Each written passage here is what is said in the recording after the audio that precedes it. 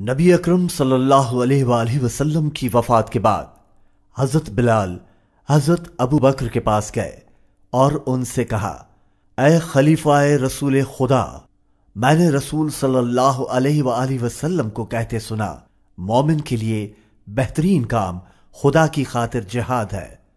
ابو بکر نے فرمایا، تم کیا چاہتے ہو بلال؟ میں مرنے تک خدا کی خاطر جہاد کرنا چاہتا ہوں۔ ابو بکر نے فرمایا، اور اذان کون دے گا؟ حضرت بلال دیدہ نم لیے بولے، میں خدا کے رسول کے بعد اذان نہیں دے پاتا۔ ابو بکر نے فرمایا، رکو اور نماز کے لیے اذان دو بلال۔ حضرت بلال نے کہا، اگر آپ نے مجھے اپنی باتیں ماننے کے لیے آزادی دی تھی تو ٹھیک ہے، لیکن اگر مجھے خدا کی خاطر آزاد کیا تھا تو مجھے اس کے لیے آزاد رکھیں جس کے لیے آپ نے مجھے آزاد کیا ہے۔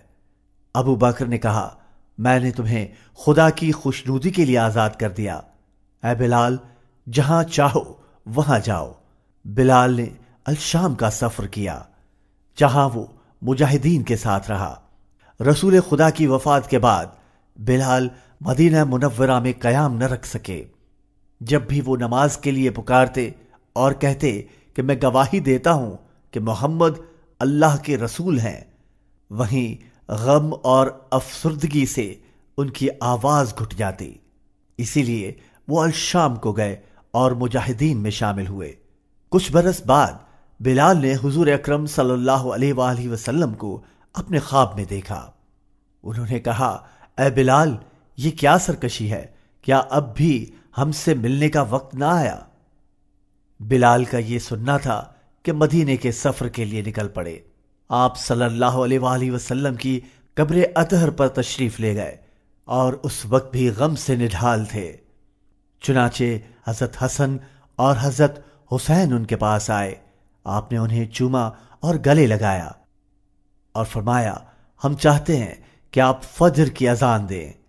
چنانچہ بلال مسجد کی چھت پر گئے اور جب انہوں نے کہا، اللہ اکبر اللہ اکبر، مدینہ لرز اٹھا، اور جب کہا، اشہد ان لا الہ الا اللہ، مدینہ اور بھی لرز اٹھا، اور جب انہوں نے کہا، اشہد ان محمد رسول اللہ، تو خواتین اپنے کمرے سے باہر آئیں۔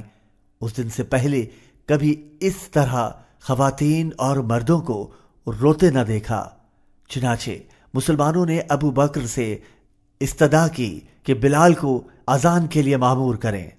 نماز کے وقت مومنین کے خلیفہ نے بلال کو اذان کے لیے کہا اور حضرت بلال نے اذان دی، اور پھر اتنی تعداد میں صحابہ کرام جمع ہوئے کہ جتنے رسول اکرم صلی اللہ علیہ وآلہ وسلم کے زمانے میں حاضر رہتے تھے۔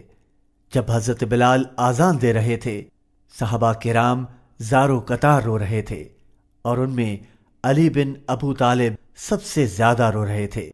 حضرت بلال کی وفات پر ان کی اہلیہ زارو قطار گریا کر رہی تھی۔ تب انہوں نے کہا، مت رو، کل ہم اپنے پیاروں محمد صلی اللہ علیہ وآلہ وسلم اور ان کے ساتھیوں سے ملیں گے۔ محمد رسول اللہ والذین معه اشداء علی الكفار رحماء